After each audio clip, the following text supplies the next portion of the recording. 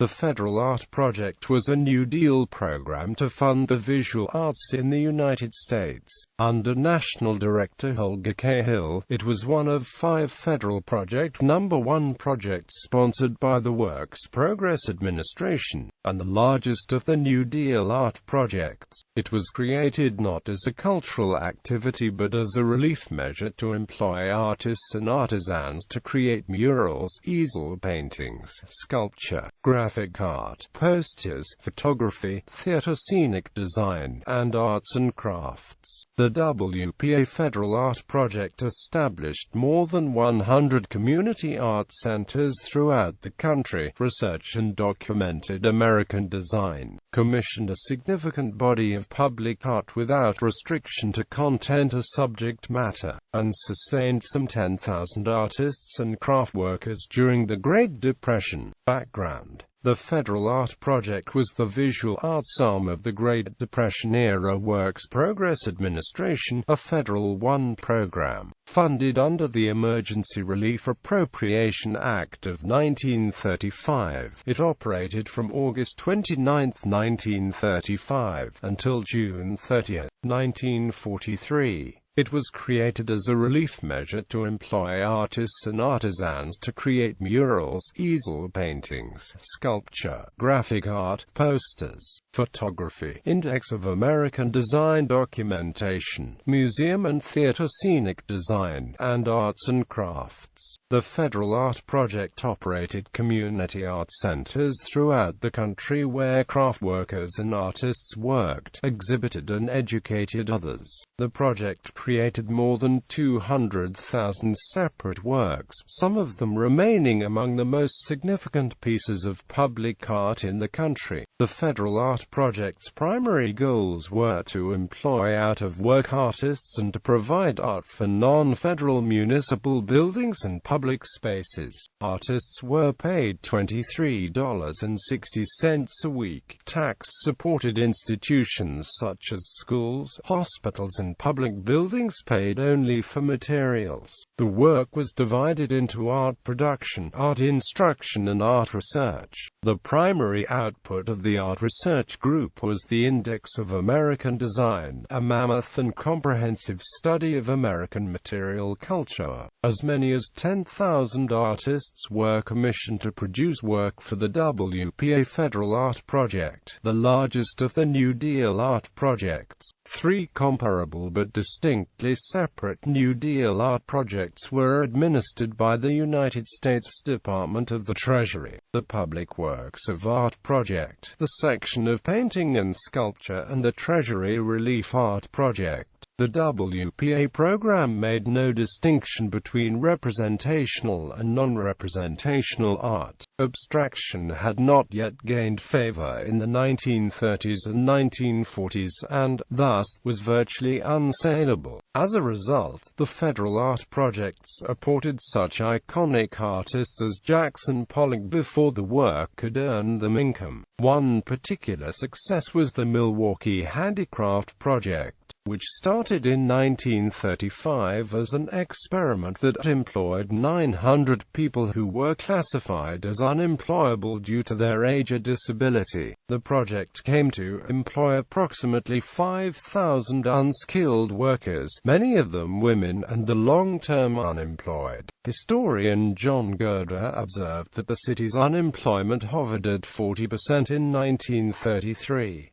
In that year, he said, 53% of Milwaukee's property taxes went unpaid because people just could not afford to make the tax payments. Workers were taught bookbinding, block printing and design, which they used to create handmade art books and children's books. They produced toys, dolls, theater costumes, quilts, rugs, draperies, wall hangings and furniture that were purchased by schools, hospitals and municipal organizations for the cost of materials only. In 2014, when the Museum of Wisconsin Art mounted an exhibition of items created by the Milwaukee Handicraft Project, furniture was found that was still being used at the Milwaukee Public Library.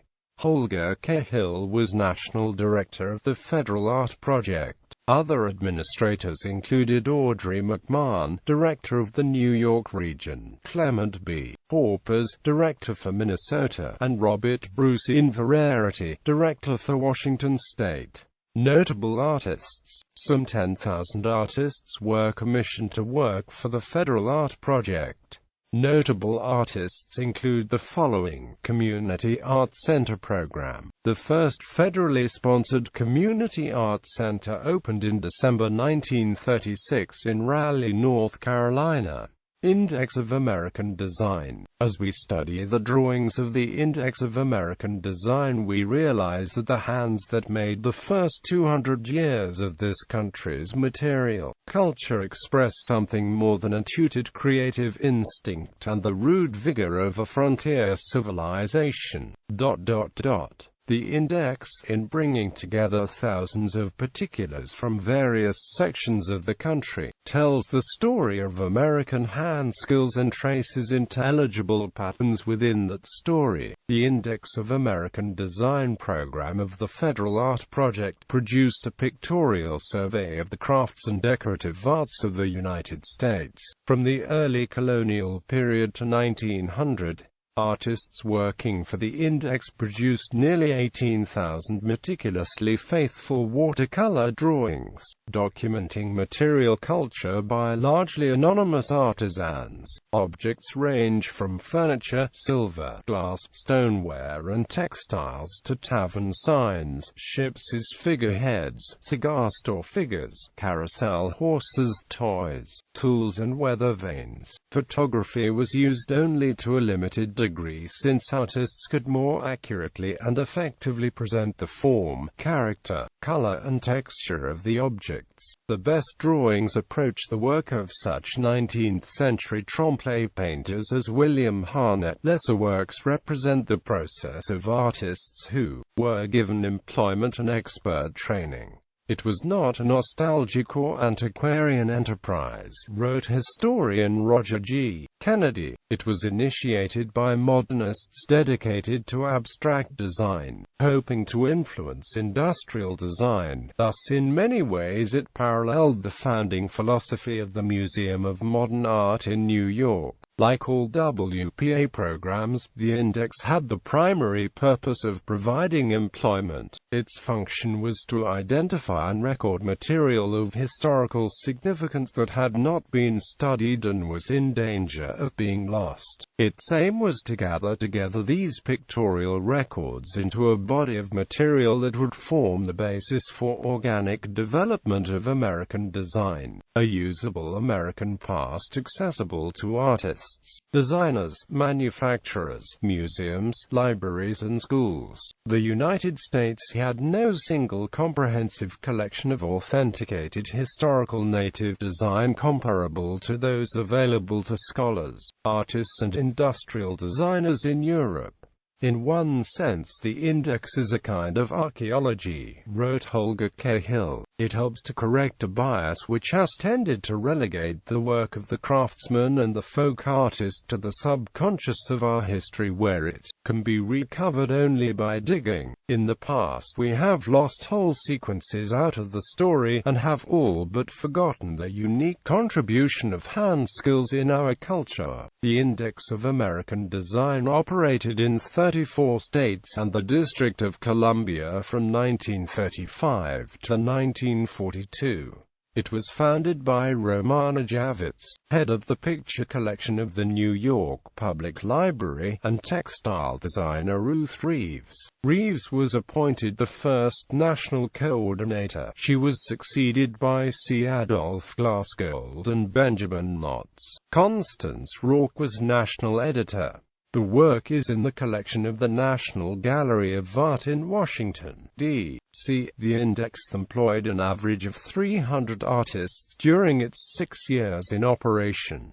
One artist was Magnus S. Possum, a longtime farmer who was compelled by the Depression to move from the Midwest to Florida. After he lost his left hand in an accident in 1934, he produced watercolor renderings for the Index, using magnifiers and drafting instruments for accuracy and precision. Possum eventually received an insurance settlement that made it possible for him to buy another farm and leave the Federal Art Project.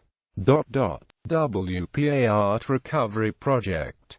Hundreds of thousands of artworks were commissioned under the Federal Art Project. Many of the portable works have been lost, abandoned or given away as unauthorized gifts. As custodian of the work, which remains federal property, the General Services Administration maintains an inventory and works with the FBI and art community to identify and recover WPA art. In 2010 it produced a 22-minute documentary about the WPA Art Recovery Project, Returning America's Art to America, narrated by Charles Osgood. In July 2014, the General Services Administration estimated that only 20,000 of the portable works have been located to date. In 2015, GSA investigators found 122 Federal Art Project paintings in California libraries, where most had been stored and forgotten.